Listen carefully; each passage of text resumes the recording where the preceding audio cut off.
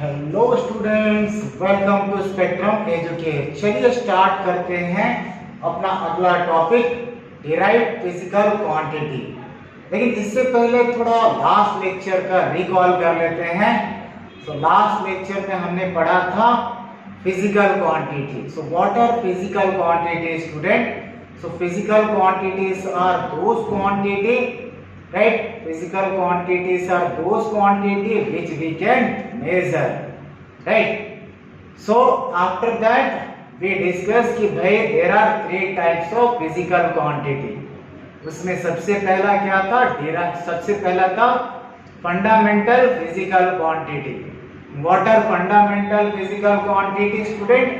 Fundamental physical quantities are those physical quantity which are not dependent on any other physical quantity for its measurement, right? तो हमने देखा था कि there are 7 type of fundamental physical quantity।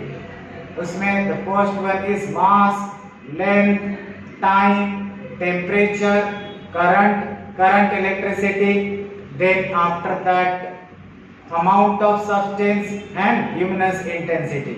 So these 7 physical quantities were the fundamental physical quantity। और ये physical quantity किसी दूसरे quantity के ऊपर dependent नहीं होते हैं for its measurement।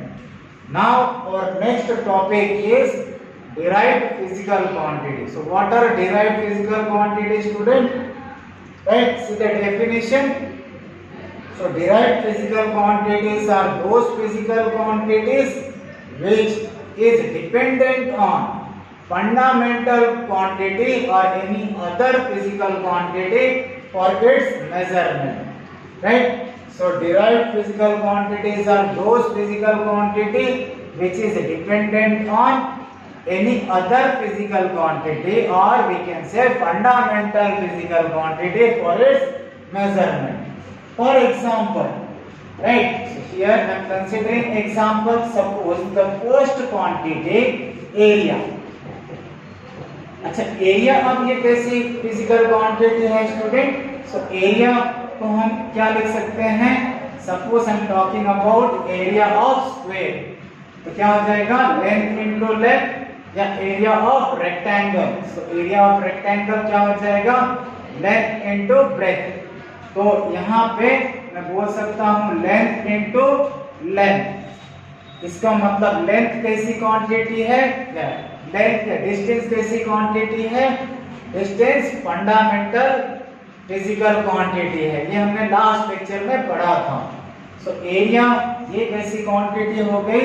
Derived physical quantity, right? वैसे ही सेकेंड टाइप हो गया volume. Volume is also dependent on length। Volume क्या होता है? लेंथ का क्यूब। ठीक, अगर हमने स्क्वायर कंसीडर किया है तो वॉल्यूम क्या होता है? लेंथ का क्यूब। नाउ तीसरा डिराइव्ड फिजिकल क्वांटिटी क्या हो गया? Force, right? अगर मैं बात कर रहा हूं फोर्स, तो ये भी force is equal to mass into acceleration. And mass कैसी क्वांटिटी है? मास फंडामेंटल फिजिकल क्वांटिटी है, right? So here I am talking about acceleration, right? Acceleration ये कैसी फिजिकल क्वांटिटी है? एक्सेलरेशन ये डिराइव्ड फिजिकल क्वांटिटी है।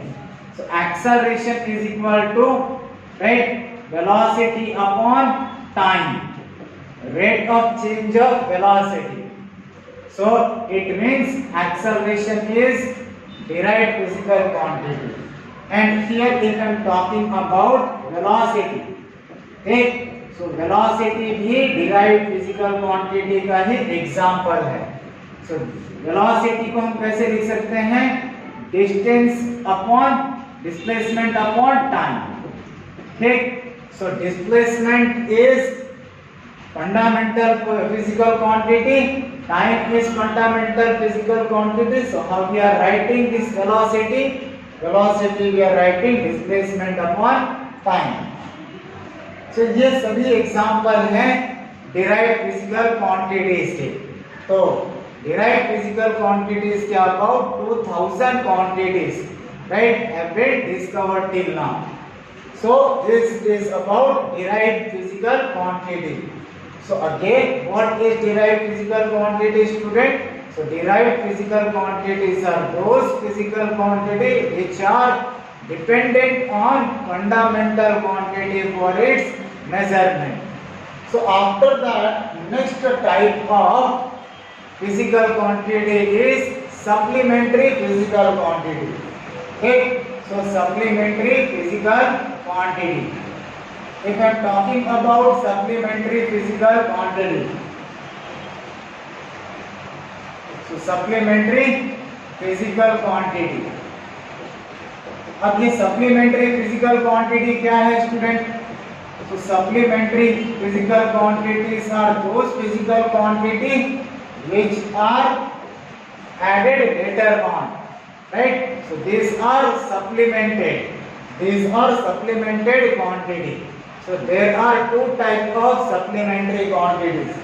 The very first one is, right, angle, या इसी को और क्या बोलते हैं, plane angle. So there is plane angle. The first supplementary quantity is plane angle. और इसे कैसे डिनोट करते हैं?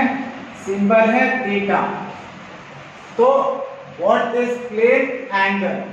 So plane angle is supplementary physical quantities. So again I am repeating student, supplementary physical quantity क्या है? ये बाद में ऐड किया हुआ supplemented quantities है, supplemented physical quantities है. So इसमें सबसे पहला quantity कौन सा है? Plane angle. तो here if I am considering कि there is any object और ये ऑब्जेक्ट कैसा मोशन परफॉर्म कर रहा है? सर्कुलर मोशन परफॉर्म कर रहा है, राइट? और circular motion about this centre perform कर रहा है.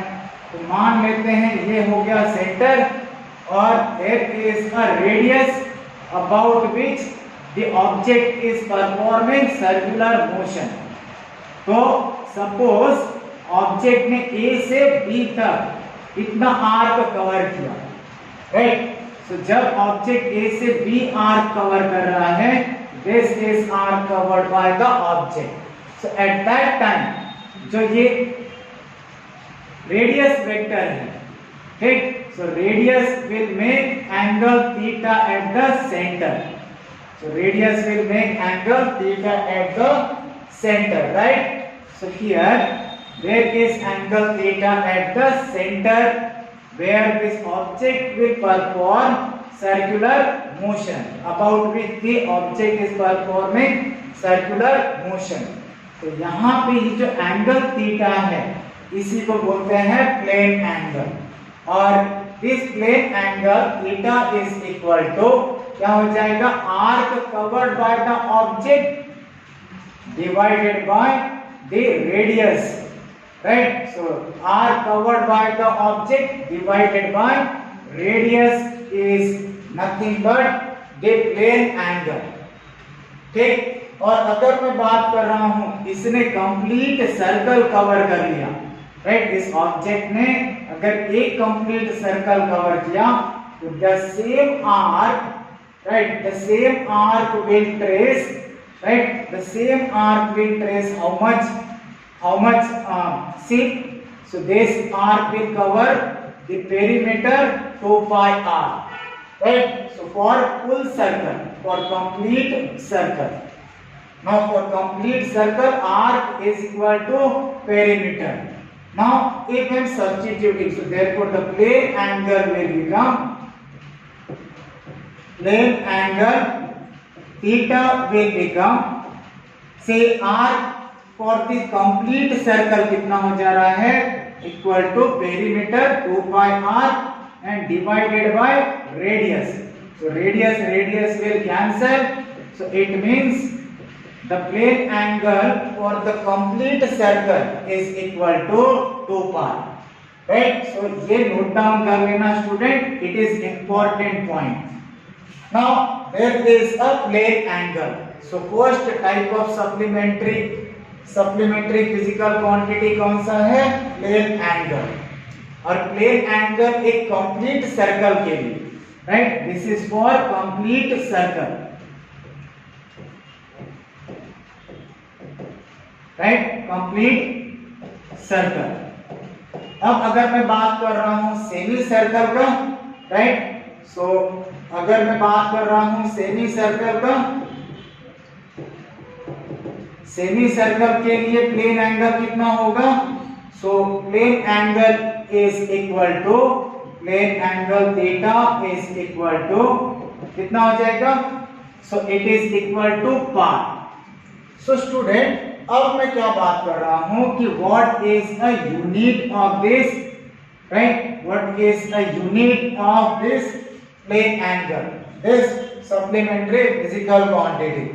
तो यहां पे अगर मैं बात कर रहा हूं यूनिट का, ठीक, तो इसका यूनिट होता है रेडियन, इसका यूनिट होता है रेडियन। एंड सिंबल क्या है स्टूडेंट इस यूनिट का? So symbol of this unit is R, D. So unit of this plane angle is always radian. So student, in basic class you might have learned about angle, और angle वहां पे आप कैसे major करते हो? आप angle degree में major करते हो, ठीक। तो अगर मैं बात कर रहा हूं कि 2 pi, right, so 2 pi is radian. अगर मैं बात कर रहा हूं कितना, सपोज 360 डिग्री, ठीक, तो we know that this 360 degree is equal to कितना? 2 पाई रेडियन, और रेडियन को हम लोग c से, राइट, c से डिनोट करते हैं। So similarly if I am talking about 180 degree, so it is equal to pi radian. और अगर मैं बात करूं, so this is for semicircle, this is for complete circle. If I am talking about quarter circle, so 90 degree, right, so if it is 90 degree plane angle, तो इसको हम physics के language में कैसे बोलेंगे? प्लेन एंगल के language में it is equal to pi by 2 radian and so on, ठीक। तो this is how we are converting the degree into radian। सो डिग्री को रेडियन में कन्वर्ट करने के लिए what we are doing student, कि अगर डिग्री 360 डिग्री को रेडियन में कन्वर्ट करना है, तो what we will do, we will consider 360 degree and इसको मल्टीप्लाई कर देंगे। मल्टीप्लाई किससे करेंगे? पाई बाय 180 से, ठीक। तो पाई बाय 180 से मल्टीप्लाई कर दोगे, जो रिमेनिंग टर्म बचेगा, so remaining term will be pi by 180. so 180 to the कितना? 360, so 360 into pi, it is equal to 2 pi। वैसे ही 90 डिग्री को कन्वर्ट करो, so 90 डिग्री को रेडियन में कैसे कन्वर्ट करोगे? 90 into, right, pi by 180। तो यहाँ पे 90 to the 180, so it will become pi by 2 radian। so always remember student कि जब भी अगर एंगल, प्लेन एंगल डिग्री में दिया है, so how you will write? You will write always in radian। और इसे रेडियन में कन्वर्ट करने के लिए what we are doing? We are multiplying that term, that angle which is given in terms of degree, उसको multiply किससे करेंगे? Pi by 180 से। जैसे पाई बाय 180 से मल्टीप्लाई करके सॉल्व करोगे, you will get that angle which is given in degree, वो convert हो जाएगा रेडियन में, ठीक। so this is about how we are converting the given plane angle into radian, ठीक। now after that next type of supplementary physical quantity कौन सा है? supplementary physical quantity is solid angle। तो यहाँ पे थोड़ा ध्यान देना कि अगर मैं बात कर रहा हूँ प्लेन एंगल का, तो it is 2 dimensional, right, it is nothing but 2 dimensional, right, 2 dimensional angle। so यहाँ पे suppose there is center, और ये रेडियस हो गया, और ये रेडियस स्वीप कर रहा है from A to B, right. It means it is covering one plane, ठीक। सो एक प्लेन ये ट्रैक कर रहा है। तो ए से बी तक के आर्क को हम क्या बोलेंगे, ए से बी तक के आर्क, ए से बी तक का arc traced divided by radius vector, it is equal to plane angle, ठीक ना। अब अगर मैंने बात किया कि प्लेन एंगल ये 2 डायमेंशनल है, सॉलिड एंगल 3 डायमेंशनल है। So let's understand next type of supplementary physical quantity called solid angle.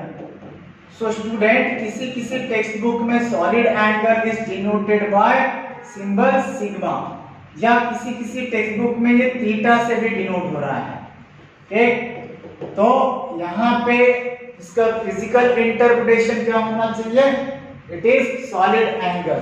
तो हियर आई एम कंसीडरिंग कि solid angle is denoted by symbol sigma, ठीक। तो यहाँ पे सॉलिड एंगल मैंने इस सिंबल से डिनोट किया है। Now what is solid angle, तो यहाँ पे solid angle is 3 dimensional physical quantity, right. तो जब भी हम लोग बात करेंगे सॉलिड एंगल, तो हमेशा इसे 3 डायमेंशनल इस फिजिकल क्वांटिटी को 3D में कंसीडर करेंगे। सो 3D में कंसीडर करने के लिए what we are considering, suppose there is a cone, right. So there is a cone. अब ये कोन की बात करें तो यहाँ पे, राइट, जो आप इस कोन का ये वाला पोर्शन की बात करोगे तो यहाँ पे ऐसे आइसक्रीम लाइक अरेंजमेंट होता है, ठीक। सो आइसक्रीम सिर्फ एक प्लेन में नहीं होता है, वो ओवरऑल 3 डायमेंशनल व्यू रिफ्लेक्ट करता है। And similarly if you are purchasing watermelon, right, तो वाटरमेलन के बाद शॉपकीपर से आप क्या रिक्वेस्ट करते हो कि कट करके दिखाओ कि अंदर से वाटरमेलन लाल है या नहीं, then only you will purchase, मैं करेक्ट। सो कैसे कट करके शो करता है, इसी पोर्शन में कट करेगा। It means here how that means shopkeeper will cut that watermelon in this way, 3 dimensional view से कट करेगा, ठीक। तो एग्जैक्टली देयर इज अ कोन, और ये वाला जो पोर्शन है, राइट, ये वाला जो सॉलिड पोर्शन है, this solid portion will cover over here angle, right। So ये जो एंगल होगा, this angle is called solid angle, ठीक। अब यही अगर पूरे सॉलिड स्फीयर के लिए इतना पोर्शन कट करें तो वो सॉलिड एंगल कितना होगा। So again see the definition of solid angle. So solid angle is, right, solid angle sigma is equal to, क्या हो जाएगा, this much portion, right, the area of this sphere. So area of this sphere, this much portion is looking like sphere. So area of sphere divided by, this is the radius. So radius into radius को cross करेंगे, radius को multiply करेंगे, then only we will get this much area. So this is divided by r square. So this much is the radius square, right? तो अब area of sphere कितना होता है? So area of sphere is 4 pi r square divided by r square. तो r square cancel हो गया। Solid angle कितना बचा? Solid angle is equal to 4 pi. तो प्लीज रिमेंबर स्टूडेंट कि सॉलिड एंगल हमेशा 3 डायमेंशनल व्यू रिफ्लेक्ट करता है।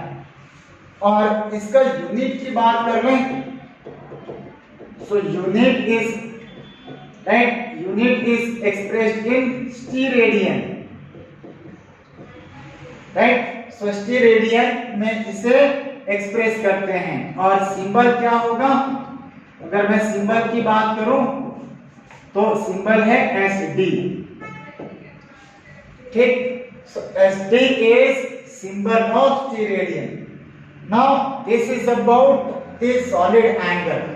So solid angle, right, एक कंप्लीट स्फीयर के लिए क्यों बात कर रहा हूं student? Because sphere is 3 dimensional object, right? So 3 dimensional object में यहाँ पे सॉलिड एंगल कंप्लीट स्फीयर की बात करूं तो वहां पे सॉलिड एंगल कितना आएगा? 4 पाई, ठीक? So you can consider laddu. So laddu is 3 dimensional object, और 3 डायमेंशनल ऑब्जेक्ट है तो उसका सॉलिड एंगल कितना आ रहा है? 4 पाई. सो ऑलवेज रिमेंबर कि कंप्लीट स्फीयर का सॉलिड एंगल कितना आएगा? Always it is equal to 4 pi. So this is about second supplementary quantity. So this is second supplementary physical quantity. First वाला कौन सा था? Plane angle.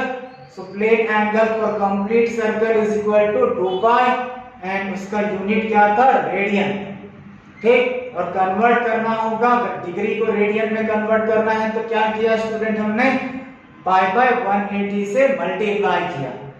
Now next is solid angle. Solid angle is 3 dimensional view, और solid angle एक complete circle के लिए कितना होता है? Always equal to 4 pi.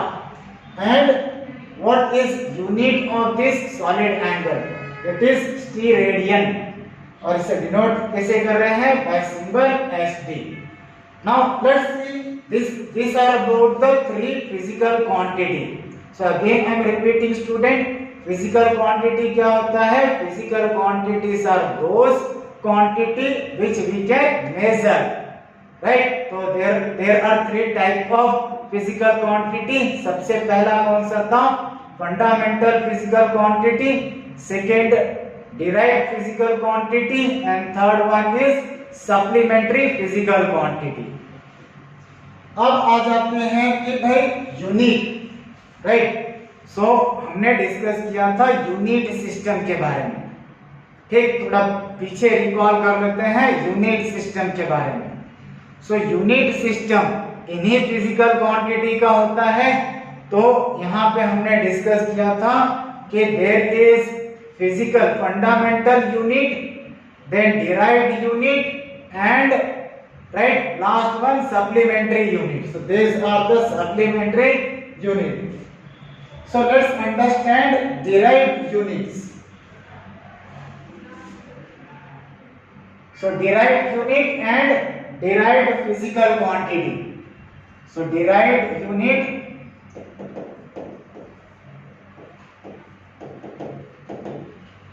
and derived physical quantity.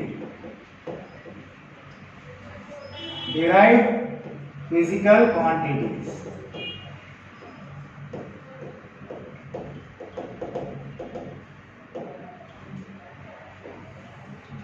So student, let's understand the derived unit. So what are derived unit first? So derived physical quantity तो हमने discuss किया. So derived unit. So derived units are those unit, right? Derived units are those unit which are dependent on any other unit or fundamental unit for its measurement. So here derived unit, these are units which are dependent on fundamental units. यहाँ पे हम units की बात कर रहे हैं, आप mistake नहीं करना. सो fundamental units for fundamental units of physical quantity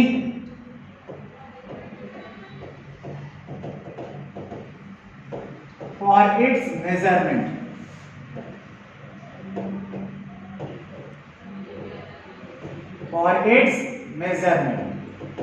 Right, so those units are called the derived unit. So student, now the question is, what are the different example? तो यहाँ पे हमने बात किया था कि कोई भी फिजिकल क्वांटिटी को हम कैसे न्यूमेरिकल वैल्यू एंड यूनिट के टर्म में एक्सप्रेस करते हैं. सो फिजिकल क्वांटिटी को कैसे एक्सप्रेस करते हैं student? Numerical value which is also called magnitude into unit के टर्म में एक्सप्रेस करते हैं. तो यहाँ पे डिराइव्ड यूनिट की बात हो रही है. सो डिराइव्ड यूनिट स्टूडेंट क्या होता है कि unit of physical quantity only, but this units are dependent on fundamental units for its measurement. Right. So fundamental unit of what? Physical quantity for its measurement.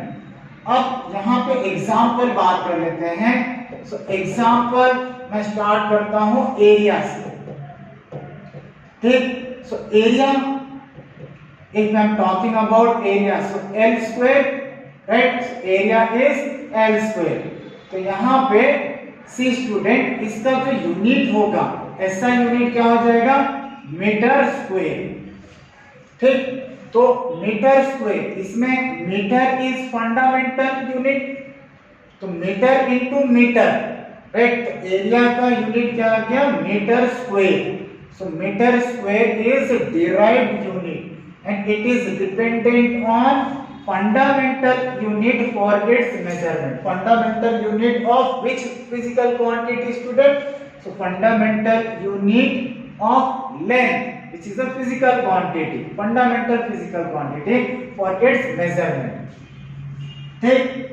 Now the question is here, area is equal to L square.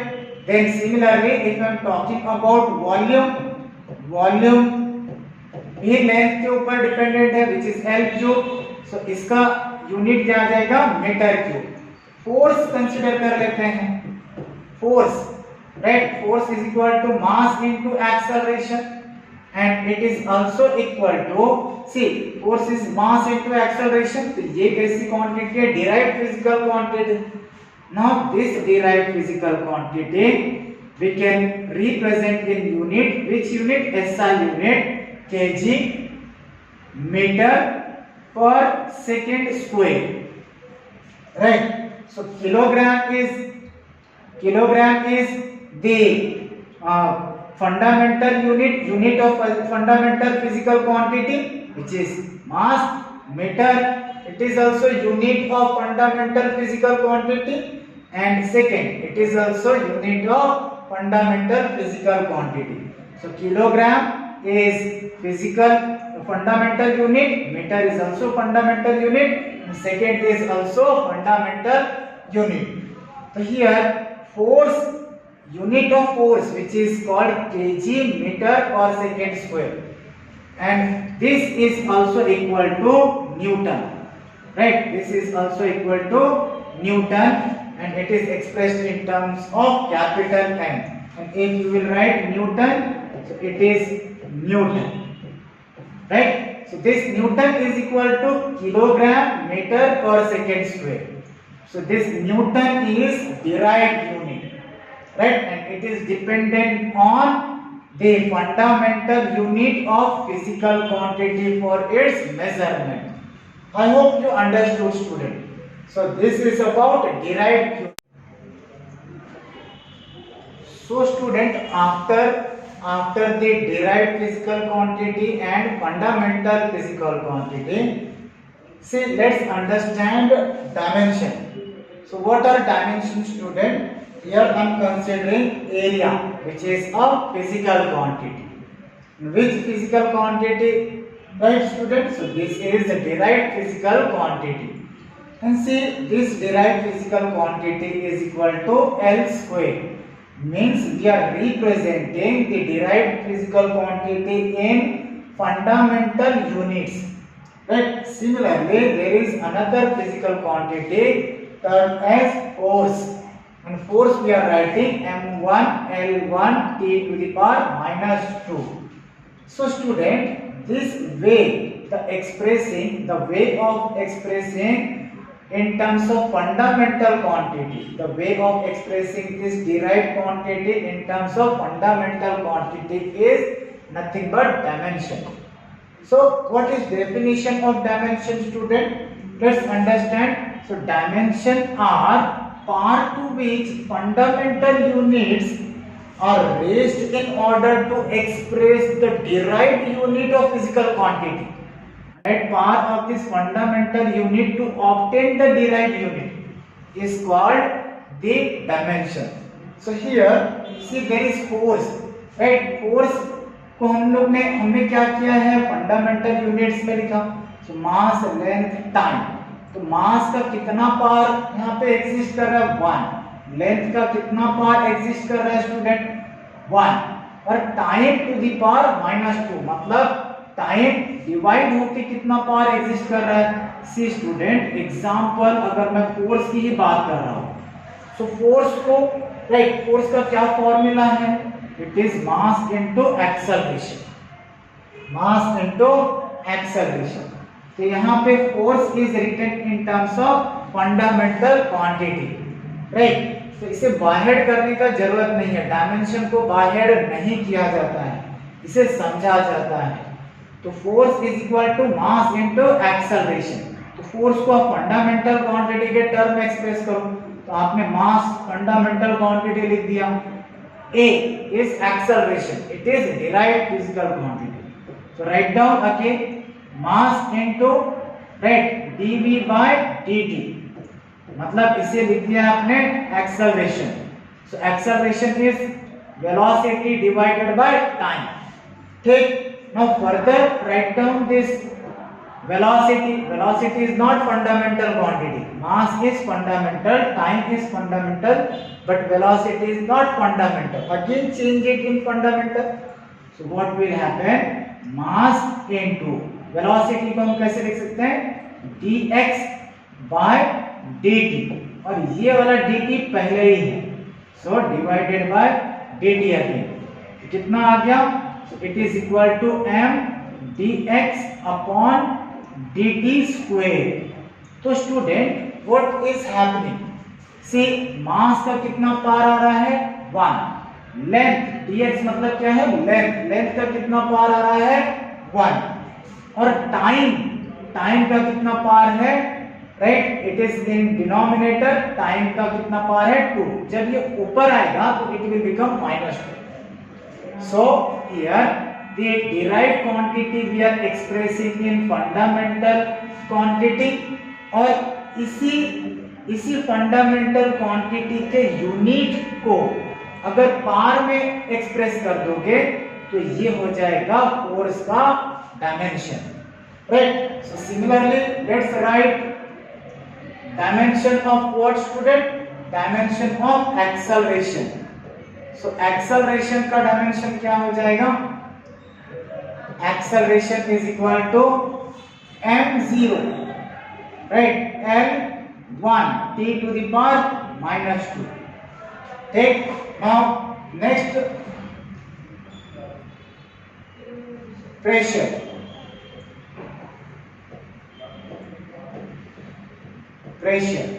Pressure का क्या formula है, so pressure P is equal to force upon area. ठीक.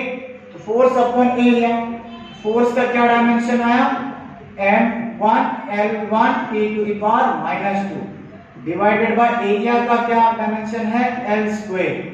ठीक. तो एक यहाँ पे अगर इसको ऊपर ले जाओगे तो it will become -2 and -2 + 1 it will become -1.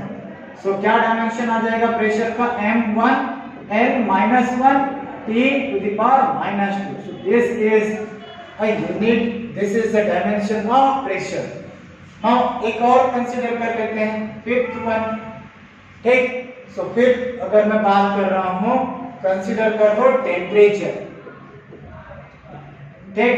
So temperature की बात करें, सो temperature itself is a fundamental quantity. Temperature itself is a fundamental quantity. तो m0 हो गया, l0, t0, राइट. यहाँ पे t किसके लिए है, टाइम के लिए है। सो यहाँ पे टेम्परेचर को हम लोग केल्विन में रिप्रेजेंट करते हैं। सो K to the power 1. So this is the dimension of temperature. So here this is about dimension of physical quantity, right? So this is about dimension of physical quantity. So बहुत सारे physical quantity है. Try to practice for all the possible physical quantity and remember student, never by heart this dimension, right? How you will solve, how you will write the dimension? Student, practice to convert the derived physical quantity into fundamental physical quantity. Once you will convert it into fundamental physical quantity, it will be easy, right? It will be easy for you and you will never by heart it. You will automatically understood. So here there are different fundamental quantities and derived quantities which we are expressing in dimension. So student, do practice. Thank you.